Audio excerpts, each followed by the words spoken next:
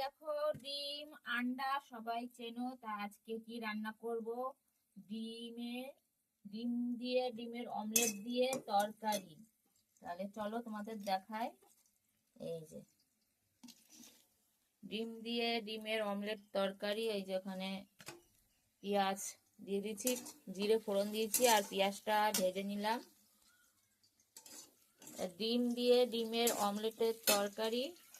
আর এখানে এই যে আলু ভেজে নিয়েছি।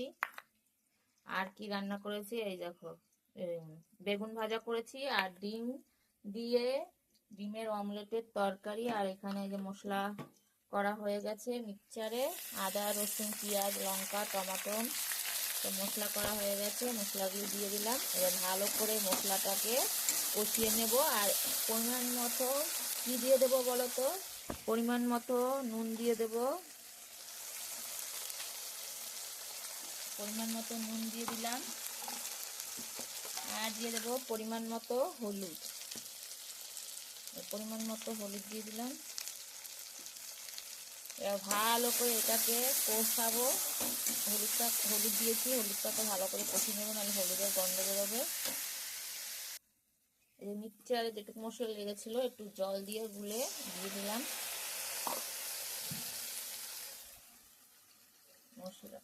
মিক্সচারে যেটুকু লেগে আছে সেটুকু একটুখানি ঝাঁকিয়ে এবার আমি এটা দিয়ে দেবো মশলার মধ্যে। এবার ভালো করে মশলাটাকে কষিয়ে নেব।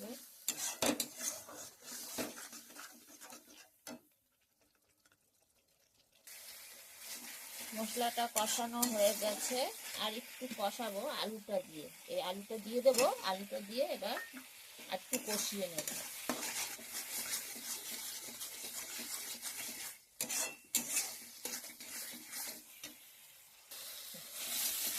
এবার আলুটা দিয়ে কষিয়ে নিলাম।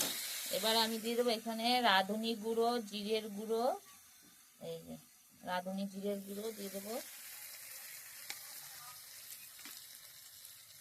গরম মশলার গুঁড়ো।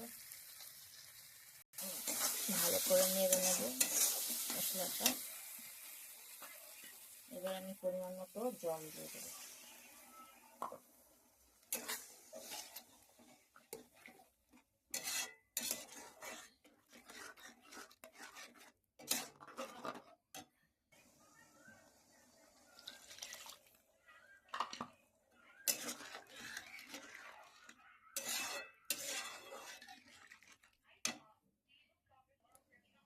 এবার আমি দিয়ে দেবো পরিমাণ মতো চিনি।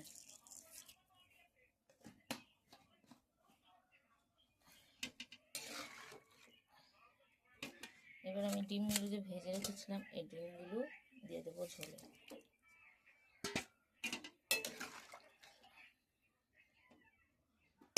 আর এই অমলেটগুলো করে রেখেছিলাম, অমলেটগুলো দিয়ে দেবো।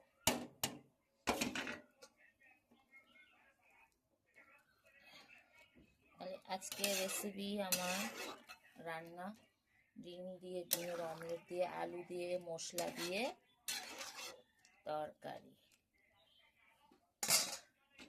টাটা বন্ধুরা।